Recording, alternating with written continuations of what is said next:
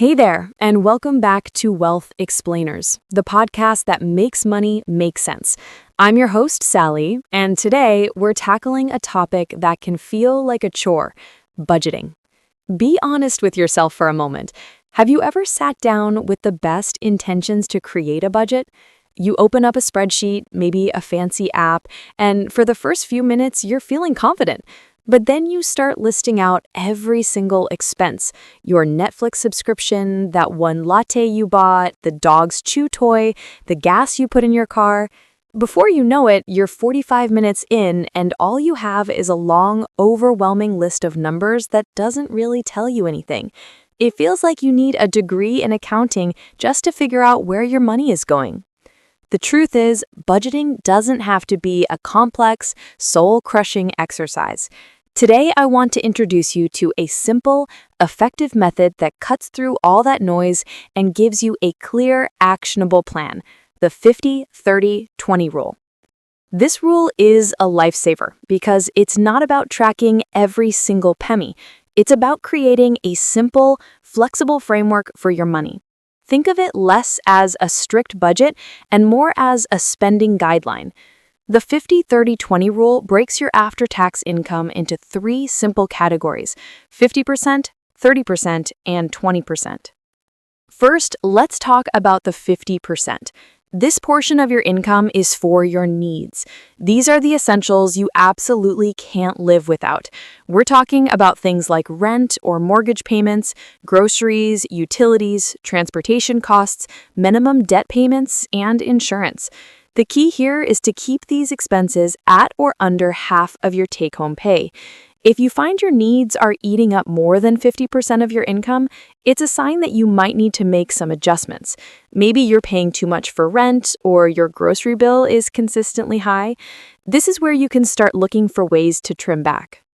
Next up, we have the 30%. This is for your wants. This is where you get to have some fun. Wants are the non-essentials that improve your quality of life. This includes dining out, new clothes, that gym membership you love, streaming services, hobbies, and vacation savings. This 30% is your fun money. The goal is to spend this money guilt-free because you know your needs are covered and you're still saving for the future. And finally, the most crucial part, the 20%. This is dedicated to your savings and debt repayment. This is your future self's thank you note to your present self. This 20% should go toward building your emergency fund, contributing to a retirement account like a 401k or IRA, and making extra payments on high-interest debt like credit cards or student loans. The 20% is non-negotiable. This is the money that's going to help you achieve your long-term financial goals and build true wealth. So, how does this all work in practice? Let's use an easy example. Say your monthly take-home pay is $4,000. 50% for needs, that's $2,000 for your rent, utilities, groceries, and so on. 30% for wants, that's $1,200 for dining out, movies, and hobbies. 20% for savings and debt, that's $800 that goes straight into your savings account or toward paying down a credit card. What makes this rule so powerful is its simplicity. You don't have to itemize every single purchase. Instead, you're thinking in broad, manageable categories. This helps you get a quick, big-picture view of your finances without getting bogged down in the details. The 50-30-20 rule isn't a magic bullet. It's a guiding principle. The real power comes from using it as a diagnostic tool.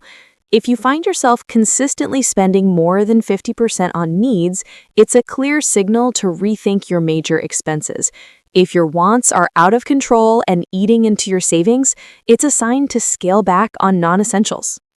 Your one simple action step for today is to calculate your own percentages. Grab your last bank statement or paycheck stub and figure out your monthly take-home pay. Then apply the 50-30-20 rule to see where your money should be going. Compare that to where it's actually going.